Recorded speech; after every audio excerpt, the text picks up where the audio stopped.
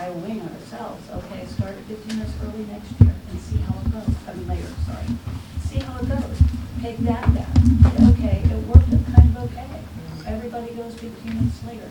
And that goes okay, maybe the next year, we add another 15 minutes. Actually, I think it leads right into my biggest concern, which is we started this process with a major flaw and then we decided what we weren't going to consider and we limited what we would consider. And then as we learned all these wonderful ideas and everybody came to the table along the way, we had already said to ourselves, well, we're not going to consider that. It's all or nothing, or it's these options. And a lot has come in since then that may give us ways to serve all the individual students in ways they need to be served, or serve all of the students as a group in a way that would improve upon it. We may have better ways financially, and while I've been publicly of mixed mind on this because all things being equal, I would love to do concurrent busing, spend all the money we need to do, send everybody in at 8:30 because that would be great. But we routinely make decisions based on finances that are not always in the best interest of children. We know we could have smaller class sizes tomorrow if we spent the money. I choose not to do that.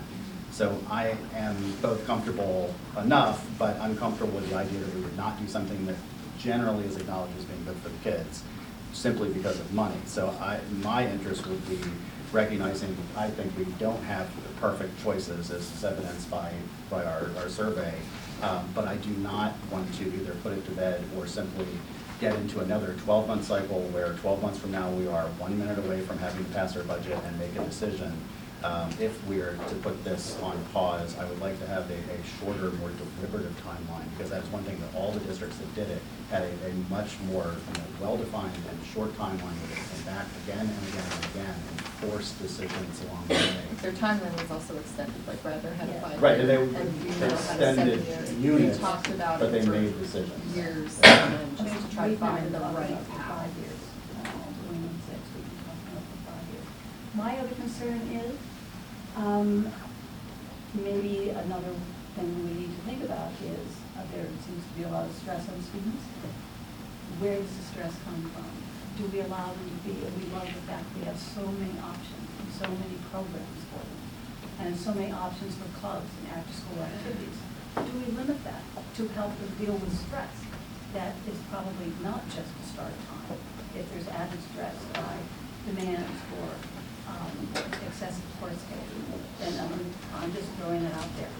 Demands or wants to be participating in far too many activities at the same time. That's a student and parent place to control how these students live their lives if they're too stressed. There's so many factors. I don't think it's just the time the school starts. I think all that needs to be taken into I consideration. think we need to look at it holistically as a health. I agree. Exactly. Yeah, I agree with Melissa a lot on a couple of points here, and I'm kind of where I was publicly in the beginning of all this. I'm sort of, and I think, listen, you guys have done a great job in terms of Yes.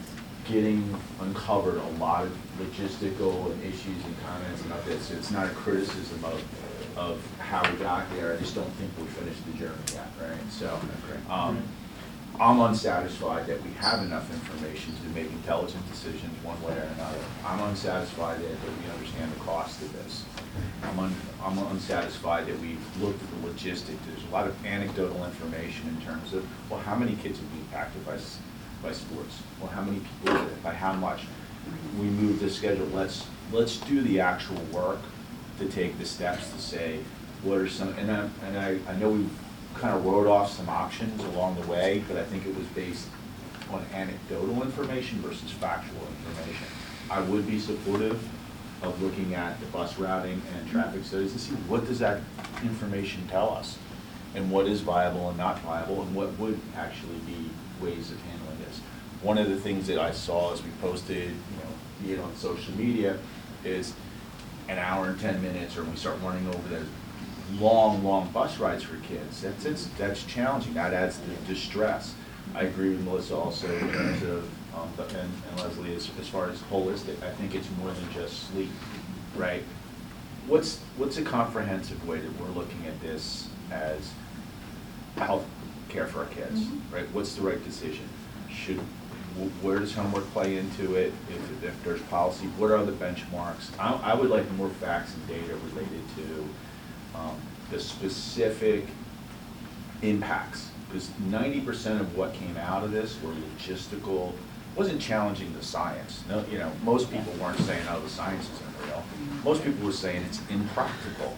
And it was based on anecdotal information, not well-defined, because we haven't provided all that information in a way that we can digest it yet.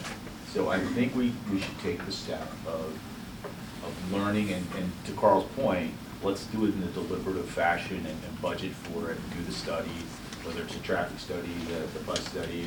I think our AD could probably lay out the entire schedule with a half an hour and say, this is exactly, it's 138 kids impacted by 15 minutes. This is how many games are right after school, right? We could quantify that information correctly pretty easily. Just to clarify this date today, we were asked by the board members in discussion, when would we have to have some sort of decision?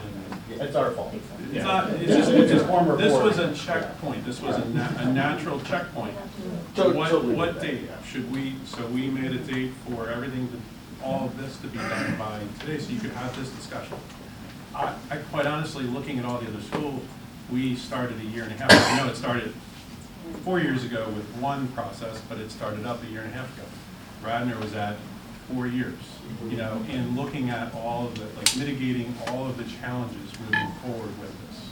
Yeah, I think that's it kind of got communicated in a way that I think is kind of maybe got misrepresented as a vote, because there is no vote, right? And no vote scheduled, so, but I think we got to be careful not to allow that to be framed that way.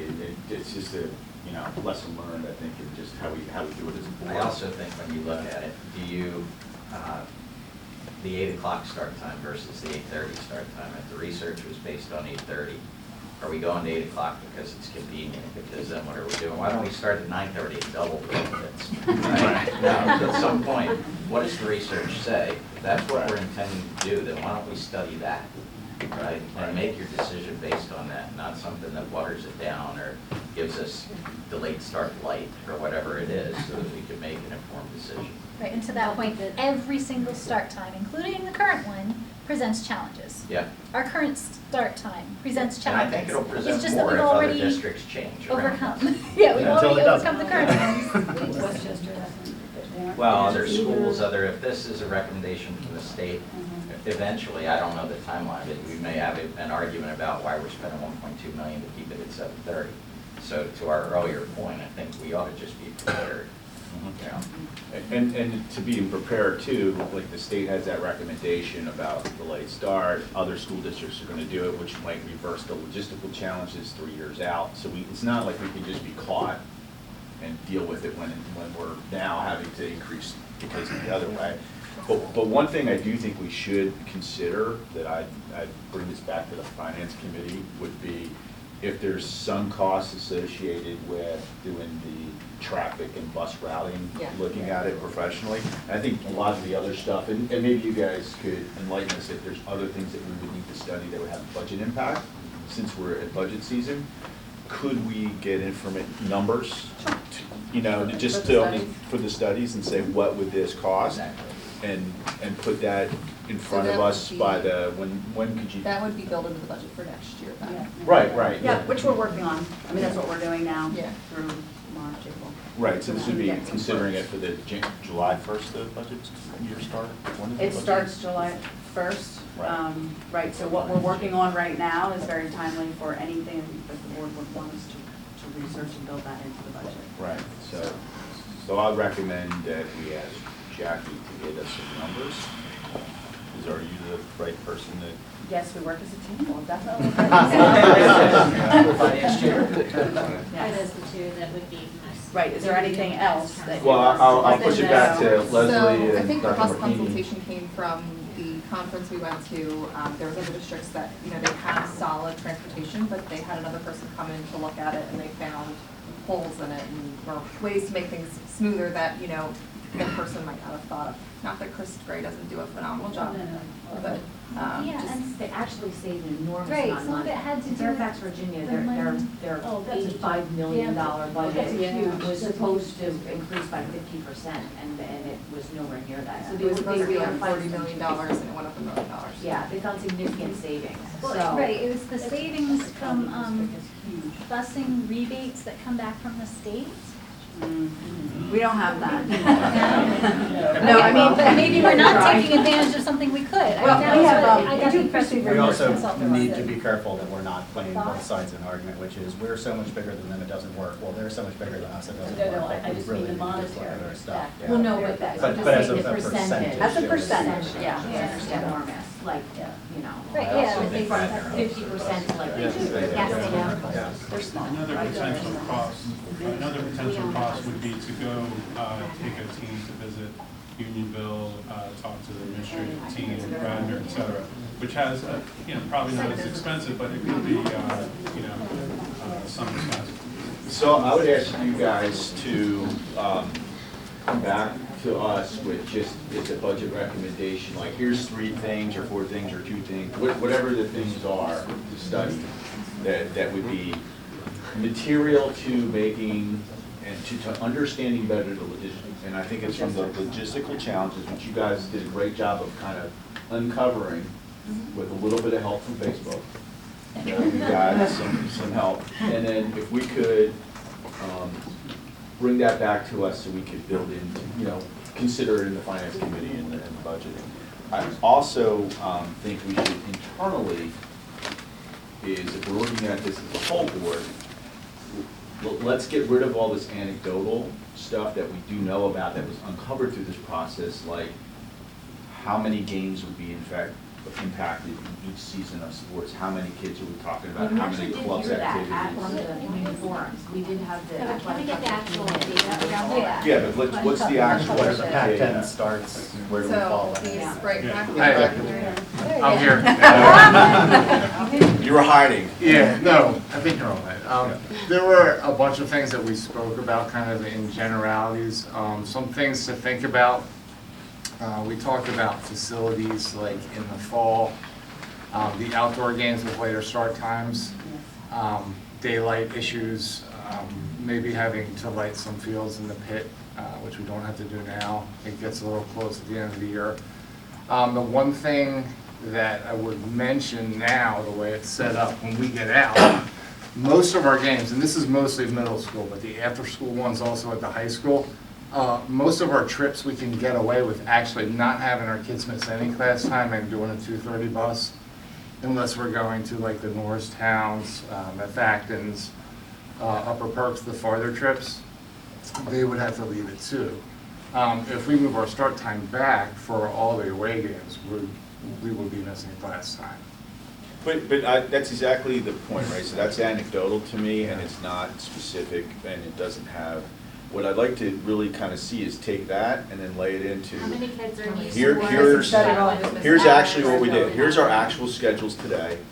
And here's, move it in 15-minute increments or half an hour increments, whatever would be impactful, whatever you guys think would be the, Yep, we can, maybe it's 15 or half an hour increments. Are you talking about changing the start times too for the games? Because we have. I'm start saying times. if school ended 15 minutes later than it did, would it have an impact on anything? Just your entire schedule, here's my current athletic schedule and club schedule. I'm not just picking on you, but, every after-school activity. And then 15 minutes later, what would it, and what specifically would it impact, which games? Lay out the entire schedule and just go, here's 15, here's 30 minutes, here's 45 minutes. Just so we know, there might be 0 impact at 15, but at 30, that's the tipping point, and 45, we fall off the edge. We need to know what that hockey stick might look So like. to that point though, Dr. Cuthbert, can you elaborate on how games are kind of chosen? You all meet together, right, within the Pac-10 as ADs and principals, you sit down and you kind of lay out your schedule for the year, correct? Well, there's I apologize. We're actually getting into that work, Yeah. and it's going to go on for a while. well, we can So come back with yeah. We're, recommendations. it's feeling like we're getting to a consensus on, we are not the board is not gonna be asking for recommendation for this coming budget year, we want to do more. Can we get the committee together and maybe make it a super committee of people, because it seems like there's gonna be a lot of interest, and reevaluate where we're going, how we're going, what we need, what the timelines are. So the next pupil services meeting.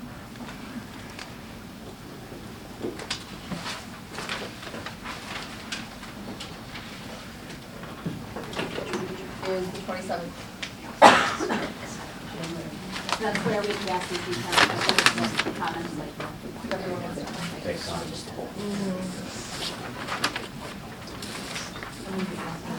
Information of our administrators. Right, they would have to take this all in. I don't know what are our legal obligations around how we advertise what we're doing for each meeting. The reason I ask that, is there a way we can communicate it more effectively to the public about what we're doing? In other words, I got a million emails and texts like, are you guys voting tonight or you voting? Like, everybody, and I'm not sure how many people are. Yeah, how many people here thought we were voting Thought on we're this tonight? actually accomplishing something. Like, that we're gonna vote on like So just stars? how can we help everybody know what's actually happening? I mean, that's exactly what was said at the last school board meeting. I sat there and you all said you were going to make a recommendation and vote on it at this meeting for budgetary purposes. You also can't say there was no vote scheduled. A vote doesn't have to be scheduled. Someone can make a motion for it. Well, that's every school, that's every. Right, so board you meeting can't say ever. we weren't planning on voting. It might never be in the plans, is someone has to make a motion for it.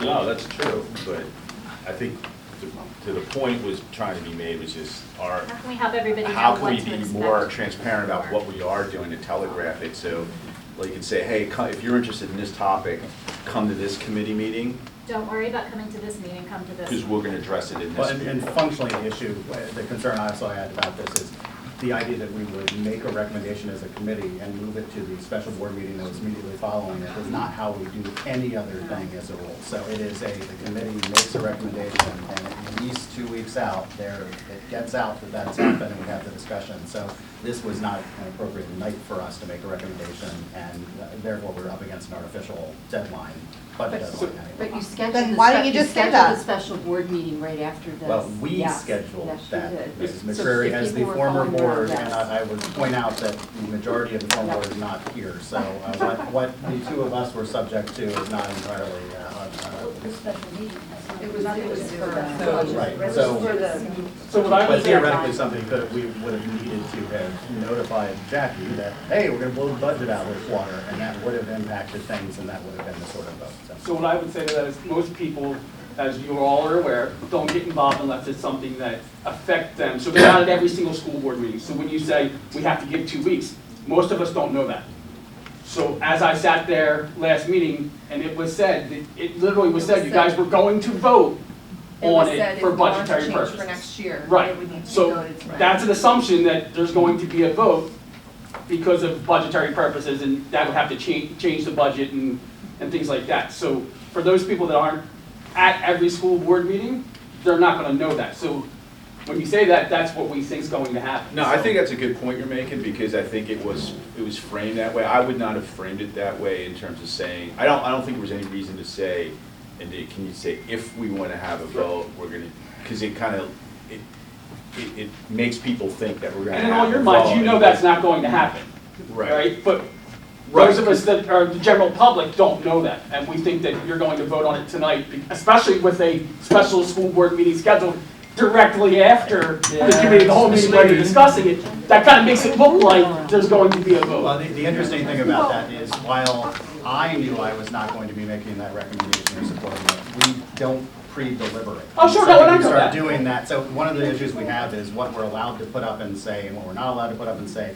What I will ask every. That's what I was asking, Okay. like, how can we be more? I think one of the things that we can do is have a schedule on paper where it's really well laid out and we know what the timelines are. That we commit to not doing something on the fly because of deadlines and things. And I would ask that everybody, notice that it's a completely different board. Fundamentally, it's a fundamentally different board that's here. It's very different people, different interests. and different agendas, but it just, that's not a bad thing. That just means we've got different perspectives about things. And even those of us carried over are now part of a different group. So how we approach things, at least for myself, is different than how I was approaching it in the past. So I would ask that you give us some, the benefit of the doubt to the extent that you can, to actually lay this out. But I have no interest as board president in ramming anything past anybody in some sort of surprise. If we do something like this, some chunk of people are going to hate it. If we don't do it, some chunk of people are going to hate it. At some point, we're going to need to take a stand and a position and say yes or no to this or that. Tonight, we kind of are. We're saying next year it's not happening. I take full responsibility for that decision on my part. And that's a thing that I don't feel the last board maybe did quite as definitively as it should have. And I think, Carl, that's a good point, is just, you got to trust us and each other. We got to trust you that we're not going to do something like show up at a meeting and just make some motion unbeknownst to people to move a big item like this forward. I mean, that's just something that, I don't want any parts of personally, and I don't think anybody here does, but to the extent we're just going to have to earn your trust as we go through here, try to be more transparent, try to talk to you guys about what we're doing and how we're doing it, so you can just see how we're approaching it. I think Yeah, that's a fair point. I don't know you, so I could trust or not trust you, but I think you're correct with the clarity of the agenda, or the clarity of the timeline, with the fact of, if you can have their clarity that we will not make a motion unless X, Y, and Z are done, I think if the writing's on the wall, we should all be comfortable with that. But you can't do that, though. 5 people can make a motion on anything they want anytime. Right, you There can't is no do it. control over that, no matter what you said. It happened to me at the last board. No, it's about It's trust. hard to understand what should I. Well, you guys have been sitting for a month, so we don't trust you yet. No, I know. No offense. No, it's fair, and we just, to our point, we just want to continue to try to Don't distrust us in a month. Okay, We'll take fair, it. fair. That's not fair. You haven't done it? I think Mrs. Sussman said, if you look at your agenda tonight, where we have delayed start, where it says type, it says discussion, I think that could have been elaborated more, discussion on the survey.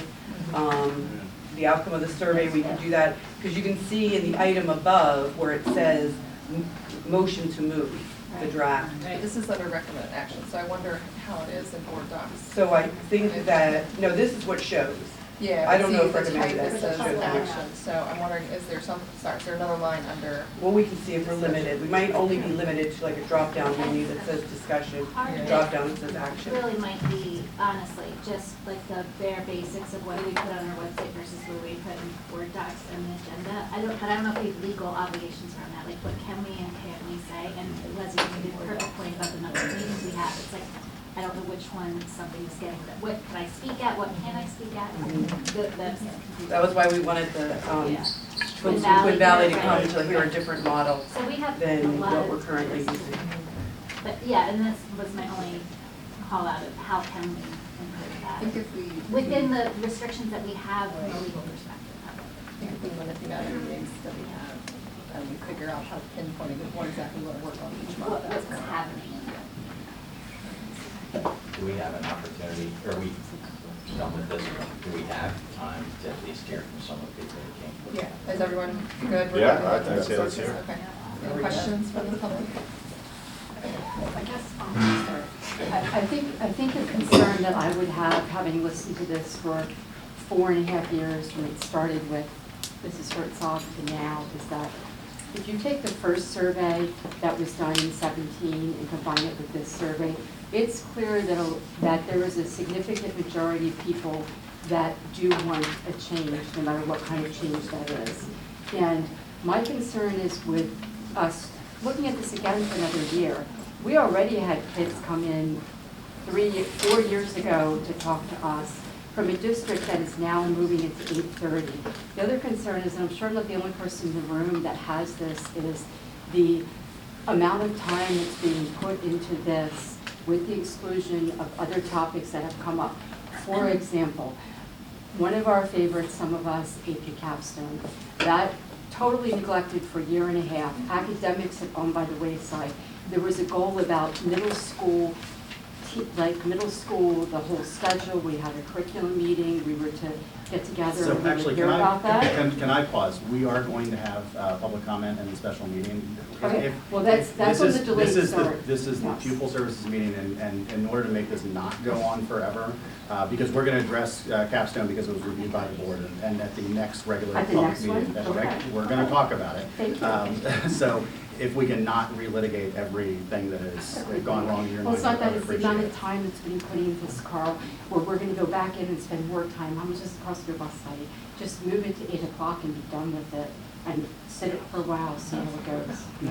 Well, Yep. go ahead. I'll say take as much time as you need to actually do this properly. Thank you. I really fully support that. I think that no one, again, is refuting the science, not one person in this district.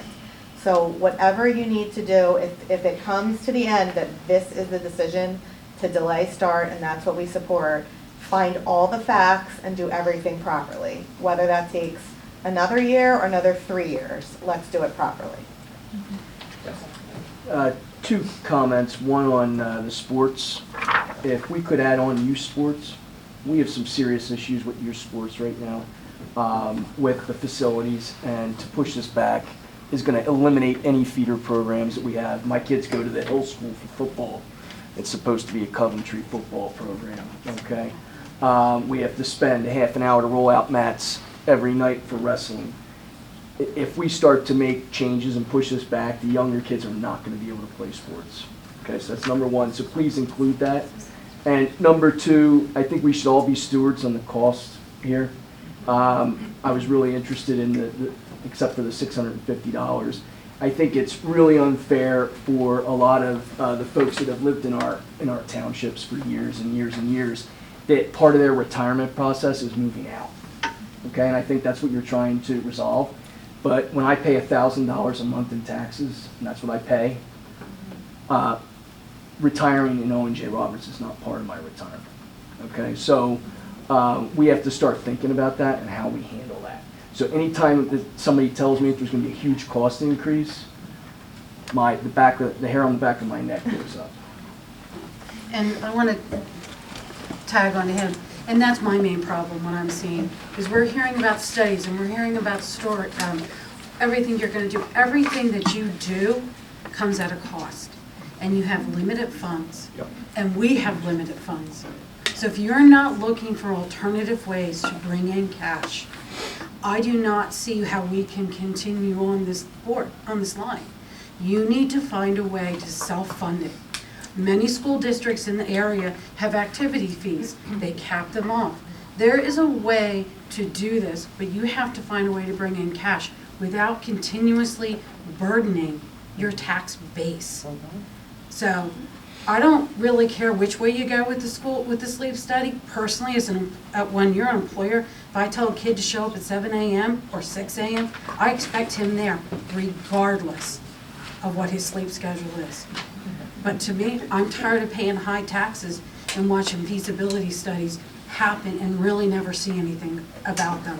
That's really frustrating and disgusting. So I have a couple things on what Mrs. Booth had mentioned. So ABC News just recently did a story on the sleep study. And they kind of mentioned, Mrs. Booth was asking, what can you as a board kind of do? You know, some of it was actually, obviously the students and the parents have to take responsibility for what time their children go to bed. But the amount of screen time that our kids have, based on just their homework every night, and them sitting in front of the blue screen every night, you know, they've got a couple hours of homework to do. You know, so that, the doctor that they had on there mentioned that, maybe, you know, cutting screen time homework. They gave some recommendations also, if they have the screen time homework, do the screen time homework first, then do the book work later in the night when, you know, to rest the eyes.